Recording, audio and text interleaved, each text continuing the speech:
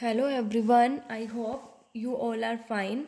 आज हम 12th Indian economy के अंदर हमारा नेक्स्ट टॉपिक स्टार्ट करेंगे, जो कि है प्राइवेट सेक्टर हेल्थ इंफ्रास्ट्रक्चर।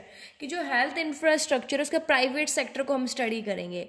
सो देखिए, more than 80% of the total health care spending in India.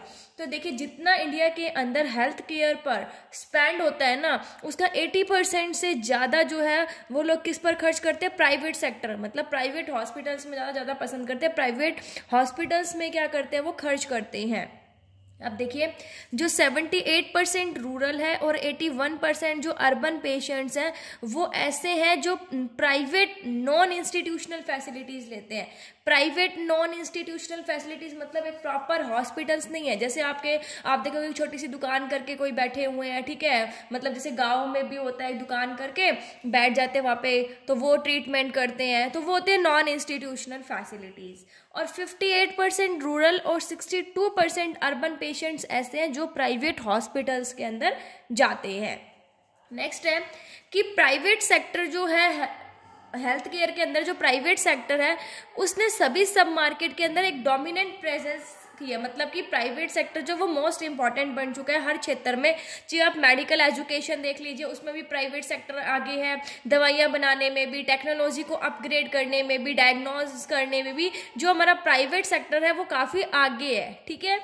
उसके बाद है, अगर हम इंडिपेंडेंस के टाइम की बात करें तो 8% फैसिलिटीज़ थी प्राइवेट सेक्टर की, मतलब ओनली 8% फैसिलिटीज़ ही प्राइवेट सेक्टर प्रोवाइड करते थे। लेकिन अगर हम आज की बात करें तो 93% हॉस्पिटल्स, 64% बेड्स और 80 से 85% डॉक्टर्स हैं जो कि प्राइवेट सेक्टर से ही बिलोंग करते हैं। तो जो प्राइवेट सेक्टर है वो गवर्नमेंट के कंपेरिजन में बहुत ज़्यादा आगे बढ़ चुका है, ठीक है।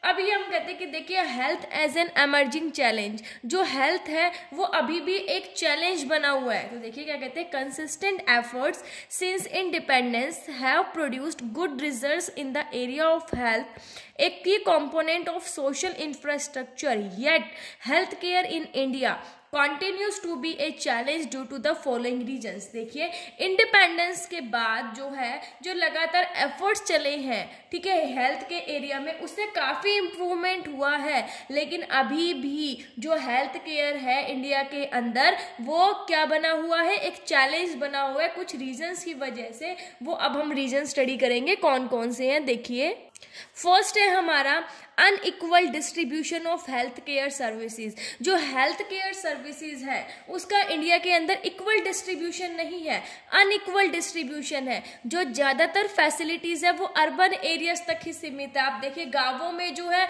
वो आपको अच्छे डॉक्टर्स नहीं मिलते, अच्छे हॉस्पिटल्स नहीं मिलते। लेकिन शहरों में जाकर देखोगे, आपको एक ही शहर में 10-10 अच्छे डॉक्टर्स मिल जाते हैं। तो जो हेल्थ केयर सर्विसेज है उसका डिस्ट्रीब्यूशन इक्वल नहीं है, वो ज़्यादातर अर्बन एरिया जो है वहाँ तक ही सीमित है। रूरल में हमें अच्छे हॉस्पिटल्स, अच्छे डॉक्टर्स जो है वो नहीं मिल पाते हैं। तो जिसकी वजह से जो हमारा हेल्थ है वो अभी भी एक एमर्जिंग चैलेंज बना हुआ है इंडिया के अंदर। नेक्स्ट है कम्युनिकेबल डिजीज। कम्युनिकेबल जो स्प्रेड होते हैं जल्दी। देखिए, कम्युनिकेबल डिजीज जैसे एड्स है, HIV है, ठीक है, सार्स है, ये क्या है? ये बढ़ रही है, ठीक है, जो कि सोसाइटी के लिए क्या है? सीरियस थ्रेट है। तो इनकी वजह से भी। फिर पुअर मैनेजमेंट है कि जो देखिए हेल्थ केयर है और जितने हेल्थ केयर सेंटर्स हैं, ठीक है, उनमें क्या है? एक अच्छा मैनेजमेंट नहीं है। गवर्नमेंट जो हॉस्पिटल्स आप देखोगे उसके अंदर अच्छा मैनेजमेंट नहीं है। हेल्थ केयर सेंटर जितने हैं और जितने लोगों की ज़रूरत है उसके अंदर पर्सोनल, ठीक है, उनके अंदर मिसमैच है, मैच नहीं है। तो इसके कारण भी हमारा जो हेल्थ केयर है वो काफ़ी पीछे है। फिर है प्राइवेटाइजेशन हो चुका है। जो गवर्नमेंट है वो हेल्थ केयर सर्विसेज के लिए प्राइवेटाइजेशन की तरफ मूव कर रही है। मतलब गवर्नमेंट हॉस्पिटल्स के कंपैरिजन के अंदर जो प्राइवेट हॉस्पिटल्स है वो बहुत ज़्यादा बढ़ रहे हैं, और जो प्राइवेट हॉस्पिटल्स है वो बहुत ज़्यादा महंगे होते हैं, जिसको ज़्यादातर लोग अफोर्ड नहीं कर पाते हैं, ठीक है, जो कि मिलियंस इन इंडिया के रिच से बाहर है, काफ़ी लोगों के बाहर है। तो मतलब यहाँ पर जो हॉस्पिटल्स है उनका प्राइवेटाइजेशन होता जा रहा है। लोगों को प्राइवेट हॉस्पिटल्स में जाना पड़ता है जिनका खर्चा बहुत ज़्यादा। आप देखिए, कई जो गरीब लोग हैं वो तो इनमें जा ही नहीं पाते हैं, इनकी पहुंच से बाहर होते हैं। इस कारण भी जो हेल्थ केयर है, जो हमारा हेल्थ है, वो अभी भी एक एमर्जिंग चैलेंज है। फिर है पुअर अपकीप एंड मेंटेनेंस। जो गवर्नमेंट हेल्थ केयर की बात कर रहे हैं हम यहाँ पर, ठीक है, जो गवर्नमेंट हॉस्पिटल्स हैं उनका मेंटेनेंस अच्छा नहीं है, मेंटेनेंस बिल्कुल अच्छी नहीं है। अगर हम प्राइवेट और पब्लिक हॉस्पिटल्स की बात करें तो दोनों की क्वालिटी में बहुत ज़्यादा डिफरेंस है।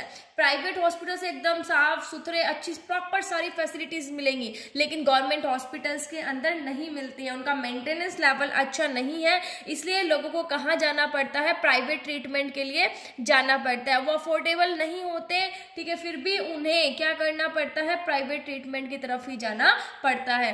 तो गवर्नमेंट जो हॉस्पिटल्स है उसका अपकीप और जो मेंटेनेंस है वो अच्छा नहीं है, वो पुअर होने की वजह से भी हेल्थ केयर जो है वो अभी भी एक सीरियस चैलेंज बना हुआ है।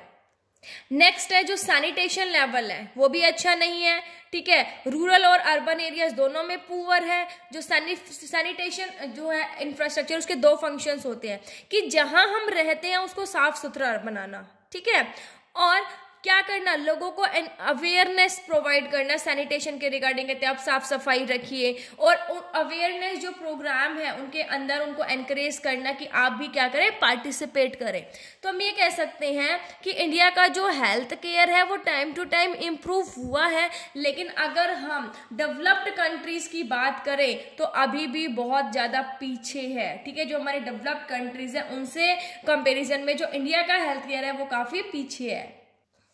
देखिए अगर हम बात करें हेल्थ एक्सपेंडिचर की तो यूएसए के अंदर जितनी उनकी जीडीपी है उसका 15% वो खर्च करते हैं और इंडिया के अंदर ओनली है 5%, ठीक है। और टोटल एक्सपेंडिचर की बात करें इंडिया के अंदर, ठीक है, हेल्थ केयर के ऊपर टोटल एक्सपेंडिचर में कितना शेयर है, 20%, और हम यूएसए की बात करें तो वहां पर कितना है, 50%। तो ये कहता है कि डेवलप्ड कंट्रीज के कंपैरिजन में हमारा जो देश है वो बहुत अभी पीछे है हेल्थ केयर के मामले में। नेक्स्ट है इंडियन सिस्टम ऑफ मेडिसिन, कि मेडिसिन जो इंडियन सिस्टम कैसा है मेडिसिन का, तो देखिए इंडियन सिस्टम ऑफ मेडिसिन का मतलब क्या है कि are the system of medicine which are considered to be Indian in origin और which have come to India from outside and got assimilated into Indian culture. देखिए इंडियन सिस्टम कैसा होगा भाई, या तो वो दवाइयाँ जो क्या विदेशी हो जो बाहर से आती है यहाँ पर, और या फिर यहाँ की जो प्राकृतिक है यहीं पर बनती है, यही हमारे मेडिसिन के सिस्टम के अंदर आता है, ठीक है। तो इंडिया के 6 रिकॉग्नाइज सिस्टम है मेडिसिन के, जैसे आयुर्वेद हो गया, योगा, यूनानी, सिद्धा, नेचुरोपैथी, होम्योपैथी, जिसे हम आयुष भी कहते हैं, है ना। तो ये जो है 6 सिस्टम है जिनको रिकॉग्नाइज किया जाता है इंडिया के अंदर। देखिए 1 अप्रैल 2015 की बात करें तो हमारे यहाँ पर 3,632 ISM हॉस्पिटल्स हैं, 26,325 डिस्पेंसरीज हैं, 58,020 बेड्स हैं, ठीक है, 7,44,563 जो रजिस्टर्ड प्रैक्टिशनर्स हैं, 544 अंडर ग्रेजुएट कॉलेजेस हैं और 170 पोस्ट ग्रेजुएट कॉलेज है इंडिया के अंदर। तो ये है हमारा इंडियन सिस्टम ऑफ मेडिसिन, ठीक है। अब देखिए एक आता है हमारा मेडिकल टूरिज्म। मेडिकल टूरिज्म का मतलब क्या होता है कि मेडिकल टूरिज्म का हम ये कह सकते हैं कि travel outside your local areas for medical services, मतलब मेडिकल सर्विसेज लेने के लिए बाहर से लेना, ठीक है, बाहर से सर्विसेज लेना, जिसे हम मेडिकल ट्रैवल और हेल्थ टूरिज्म कहते हैं। मतलब बाहर के लोग हमारे देश के अंदर क्या करें, मेडिकल सर्विसेज लेने आए, वो होता है मेडिकल टूरिज्म। तो इंडिया के अंदर ये बढ़ रहा है, ठीक है, ये 30% के मतलब रेट से ग्रो कर रहा है। देखिए मेडिकल टूरिज्म जो है उन पेशेंट्स के लिए अट्रैक्टिव है जिनको देखो कॉस्ट एडवांटेज लेना हो।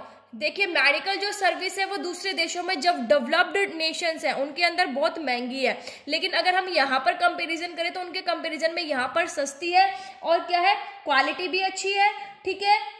अगर हम बात करें सर्जरीज की तो बाहर अगर हम सर्जरी की बात करें तो वो बहुत महंगी है, और अगर उनके कंपैरिजन में हम इंडिया की बात करें तो वो जस्ट 10% है, जितनी उनकी कॉस्ट लगती है ना उसके कंपैरिजन में जस्ट 10% है यहाँ पर जो कॉस्ट लगती है। तो मेडिकल टूरिज्म जो है वो भी बढ़ रहा है। मतलब मेडिकल टूरिज्म का मतलब क्या हो गया कि बाहर से सर्विस लेना, मतलब बाहर के लोग हमारे यहाँ से जो मेडिकल सर्विसेज लेते हैं, ठीक है, ऐसे हम भी लेते हैं बाहर से, अपना ट्रीटमेंट करवाने जाते हैं बाहर, ठीक है, दूसरी कंट्रीज में, तो वो क्या मेडिकल टूरिज्म है। तो इंडिया के अंदर बढ़ रहा है, वहां के लोग यहाँ पर आते हैं मेडिकल ट्रीटमेंट के लिए, क्योंकि यहाँ पर क्या है, कॉस्ट एडवांटेज मिलता है, कॉस्ट मतलब सस्ती है, सस्ता ट्रीटमेंट है, डेवलप्ड नेशन के कंपेरिजन की बात कर रहे हैं हम, ठीक है।